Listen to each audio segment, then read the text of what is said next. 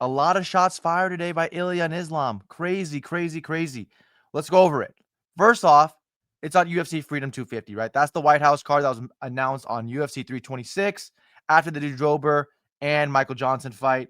They announced the card we have Topuria versus Gaethje instead of Topuria versus Islam, which everybody now believes that was supposed to be the matchup that fell through, which is not true. That was a source from a Spanish reporter that's quote unquote close with Ilia Topuria. Those guys are trying to make it seem like Islam was ducking that White House card. That is not true because the White House card, Islam was never supposed to fight on it. He can't fight on it, man. Do you know what those guys do over there? Do you trust those guys? Let's just be fair. Let's be fair, right? Your Secret Service, right? You protect the White House. You protect the federal and government building, okay? And we're like, hey, let's get this guy who's close to the Chechen dictator. Let's get this guy who's close, whose teammates were in a terrorist attack towards synagogues and churches in Dagestan. Let's bring this guy and his whole team. Let's bring John Pork. Let's bring freaking Tagir. Let's bring Zuby. Let's bring all these guys that are.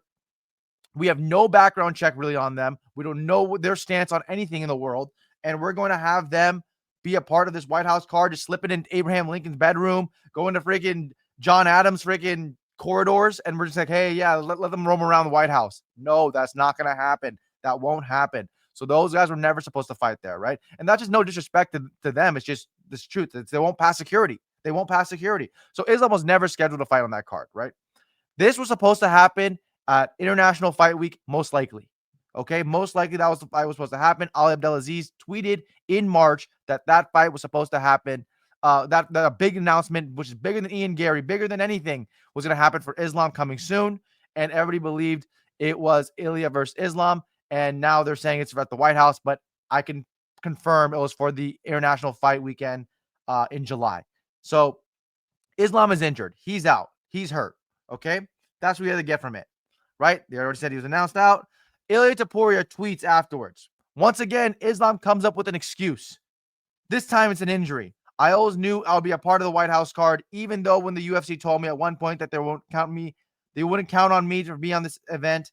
I knew it was part of the negotiation. When they finally told me I would be on the White House card, they mentioned Islam, and I didn't hesitate for a second to accept the fight, even though the fight hadn't been officially confirmed yet. The White House card was going to be announced the next day. And when I woke up, I found out that Islam has gotten injured, and then Justin Gaethje appeared. Once again, someone else will have to pay for Islam's escape. Both their manager is a bitch and also ugly as hell. That is Ali Abdelaziz, right? Both because they're managed by Justin Gaethje and Islam, both managed by Ali Abdelaziz. Justin, see you at the White House. I'm not someone who humiliates people. It will be quick when you wake up. Everything will already be over. Wow, it's absolute bars for Justin Gaethje. I mean, Justin Gaethje's like, I'm not even part of this. Why do you say fuck me? Why do you say fuck me? That's what Justin Gaethje's probably saying, right? That's probably what Justin Gaethje's saying. He's like, why me? Like, what am I doing? So those memes of the handgun are crazy too. I mean, those are funny. But again, Ilia takes a shot at Islam for saying he's ducking. He comes up with an injury, he comes with excuses, whatever. Islam responds back and says, we both know who chickened out here. You can cover your cowardice with nasty tweets, but don't worry. One day you will get what you asked for. And your fat ass manager don't have to ask for billions to fight me. We'll do it for free. So time out. When I see Islam tweet, I'm thinking, or Khabib. I'm like, is this really them or is this Ali Abdelaziz, right? And I said, we both know who chickened out here. I'm like, okay, that could have been Islam. That could have been Islam, right? That could have been Islam. You could cover your cowardice with nasty tweets. I don't know if Islam knows what cowardice means, right? His English is not the greatest. Neither is Ilia's. But don't worry. One day you will get what you asked for. And I'm like, okay, that might be Islam. That could be Islam. And then I read the next sentence. And then I'm like, and your fat ass manager don't have to ask for billions to fight me. We'll do it for free. And I'm like, yup, that's Ali. That's Ali. That's Ali. Ali cannot help himself. He cannot help himself when it comes to this, right? And everybody knows after that, that's Ali, because Islam most likely wouldn't write some shit like that because it's between Islam and Ilia, even though Ilia took a first shot at Al Abdelaziz. But I'm guarantee you it's Ali. I'll put any amount of money. I'll put the farm on it. I'll put the house on it. Ali Abdelaziz made this tweet. Okay. And then this prompted a response by the manager of Ilia Topuria, Malki Kawa, right? The president of First Round Management. Damn, I've lost 40 pounds. Why is Ali still calling me fat? This is the 50 Cent. Why you say fuck me for? This is the meme for it, right? Because Malki's like, God damn, what did I do? I'm a bystander. I didn't say anything about anything. I said not everything is true, but some things are true about the Islam Ilia fight. That's what he said earlier, 2 days ago, 3 days ago, about the negotiations about the Islam and Ilia fight. So Malki Kawa said that. You have to understand the Kawa brothers, his brother Abe was the vice president of that same management group. Uh, and Ali Abdelaziz had a massive, massive altercation that happened at a PFL event like 6 years ago. Okay. October 14th, 2019, Christopher Taylor reported police says Ali Abdelaziz punched Abe Kawa in the face at a PFL event. Apparently, Abe Kawa was standing there with his client, Anthony Pettis, right? Former lightweight champion. And they were standing there at PFL, and Ali Abdelaziz said, "Hey, Abe, can I come talk to you?" And then Abe was like, "What's up?" And then he punched him in the face or slapped him in the face. And then that's what Anthony Pettis said that happened. And that's basically what happened there, right? So these guys don't like each other already. Islam ducking? I don't think he's ducking. I mean, why would he duck Ilia Topuria? It makes no sense. I mean, it makes no sense. I mean, I know Ilia is like a generational talent, a fighter, right? He's a great, great fighter. I mean, love watching him fight. One of the BMFs, right? Talking about a real BMF, that's a real BMF, right? And then you have Islam, who also, even though he does pull out a lot with injuries, he if he's fully healthy, he'll fight. I mean, we've seen this, right? Are you gonna? I could say he fought Renato Moicano, and people will be like, "That's crazy." But these guys are bred differently in Dagestan, right? You have Max. He fought. Habib was supposed to fight Tony Ferguson. Then he was supposed to fight Max Holloway, right? And then maybe Pettis, maybe Felder, and then they fight like, okay, Ali Quinta. He didn't care. That was all within 2 or 3 days of that happening in right before the pay-per-view of who the hell is Habib gonna fight for the interim lightweight championship. That's what happened over there. So you know these guys, Islam and Habib, are about that life. If they're healthy, they're fighting. And if he's not healthy, you can't fault for someone for not being healthy if he's gonna fight. I mean, no one was faulting Ilia, who was completely healthy, going through a messy divorce case with his now ex-wife. No one was faulting him for that. No one was faulting him for that. So if he's actually injured, Islam is, then it's fine. Let's have this fight happen later on. Let's have it in Abu Dhabi, where everybody is assumed this fight's going to happen, right? In October or September. Let's have that fight then, because that makes more sense, honestly, for money wise for the UFC. If you're not going to make pay-per-view money, might as well host the event at Abu Dhabi or Dubai. That makes way more sense to me, right? Right.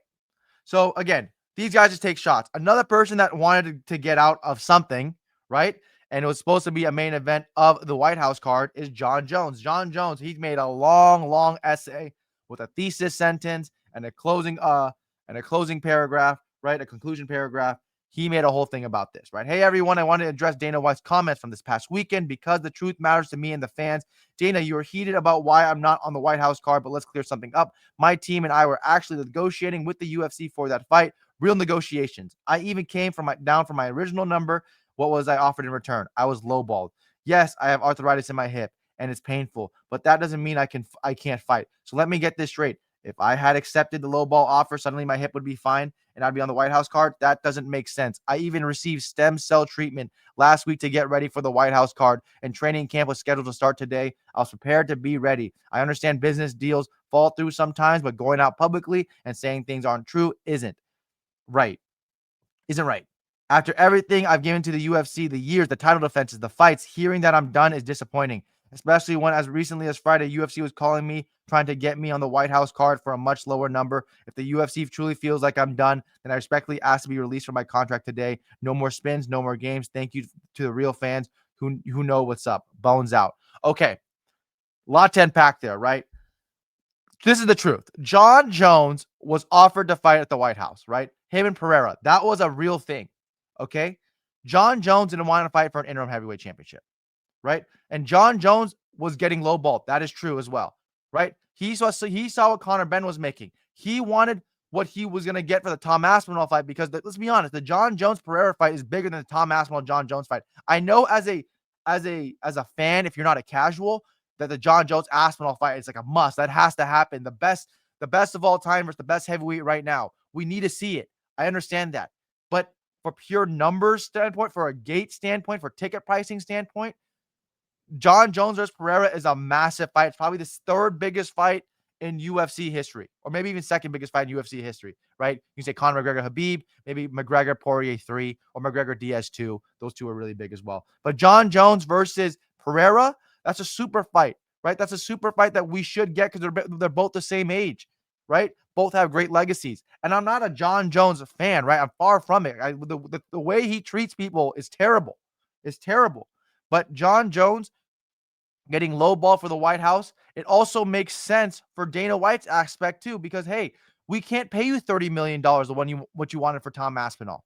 We can't pay you that because there's no gate. We're fighting in front of 8 people. We're fighting in front of like Donald Trump and his kids. Like we can't make a gate out of this. We can't have a $20 million, $30 million gate or whatever it is for a super fight of that magnitude. We can't have that. So we can't pay you that money, John Jones. And that's the problem. That's why he was lowballed. So the UFC made sense. John Jones makes sense. Can you make that fight happen that's not at the White House? Not really, because John Jones said he only wants to fight for the White House card. So unless he's bullshitting on that and he would want to fight later, that makes sense. But for right now, he said that he only want to fight at the White House card, and he was lowballed, which is true. He saw what Conor Benn was making. His bro, Conor Benn, stop it. $15 million. This guy's only big in the UK, right? And that's true. He's only big in the UK. He doesn't cross over to United States and globally like John Jones does when he fights. So John Jones asking for $30 million is correct, but that's not the right venue to have it. Same with Conor McGregor. Conor McGregor said, I'm a Wagyu with a bunch of ordinary cows. That is true. But at the White House card with no gate, it's impossible to have McGregor there. If there's no gate, no ticket pricing, and no pay-per-views, it's impossible to have Conor McGregor be worth that contract. They're going to give him that $50 million contract, that $40 million contract, whatever he's going to make, $25 million purse, right? It's not justified if there's no gate. And that makes sense to Dana White and the UFC. And I understand that. Okay. But the problem is John Jones wants to be released now, right? He wants to be released.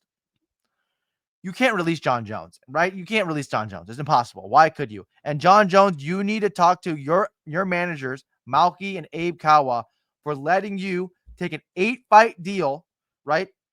You signed a new 8-fight contract in 2023 when you've only honored 2 of those fights, I believe, right? 2 of those fights versus Stipe and versus Gane. Actually, I don't even know if that Stipe fight was in there. That Gane fight was in there. It might just be Stipe. You might have 7 more fights on your new contract, right? You might have 7 fights on your new contract, and you can't get out of it. You're stuck with the UFC, buddy. They own you. They own you.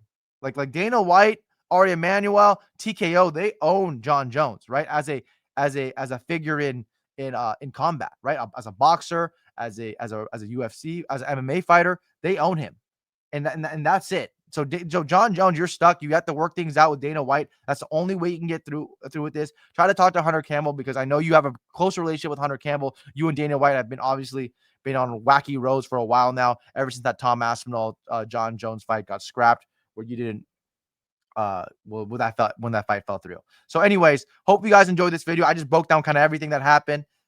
A lot of shit happened, right? Ilia going at Islam going back at Ilia, Ali Abdelaziz might have been Islam, and then Malky Kawa saying like, hey man, what the fuck? Like, why'd you say, why am I fat still? I lost 40 pounds. I'm working on it. Hope you guys enjoyed this video. Like and subscribe. Thank you.